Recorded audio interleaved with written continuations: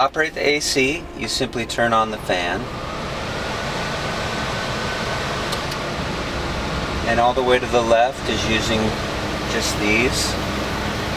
Straight up is using these and the floor, and that's the defrost. It is AC, it's not designed to use for heat, so just keep it cold, and if it's really, really hot out, it will take the edge off of the temperature, but don't expect to be an ice cube. And please do not start the engine with the fan on. Try to remember to turn off the AC when you're done with it.